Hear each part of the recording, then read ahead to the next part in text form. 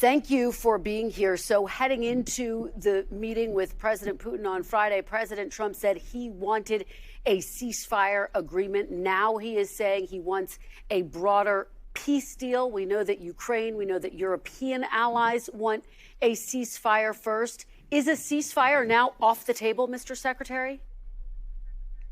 No, it's not off the table. I think what the president said, in fact, you just read it on the air a few moments ago, it was agreed to by all that the best way to end this conflict is through a full peace deal. There's no doubt about that. I mean, who would be against the fact if tomorrow we came to you and said we have a full peace deal and it's done?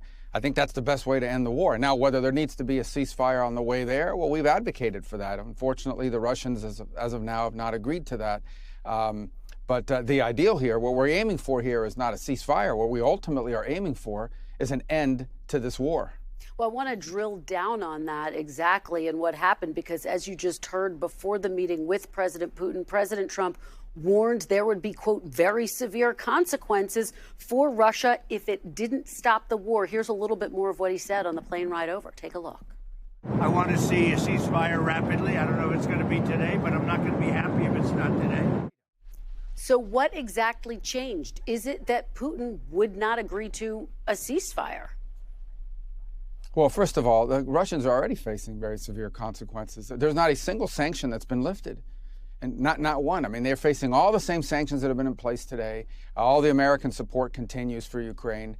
And ultimately, look, if we're not going to be able to reach an agreement here at any point, then there are going to be consequences. Not only the consequences of the war continuing, but the consequences of all those sanctions continuing and potentially new sanctions on top of it as well.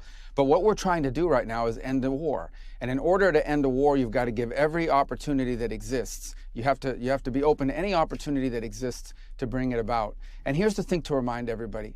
And when the president says this is not our war, but let's be frank, this is not our war. The United States is not in a war. Ukraine is in a war, and we've been supporting Ukraine.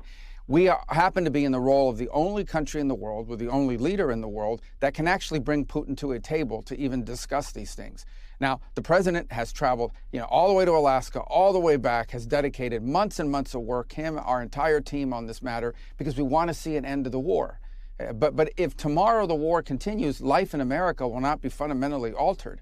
So I think that what we have to understand is that this has been a priority for this president because he wants to promote peace. He wants to promote the end of a war. And I think we should be happy that we have a president that's trying to promote peace and bring a war to an end. We thank you for watching. And remember, stay updated on breaking news and top stories on the NBC News app or watch live on our YouTube channel.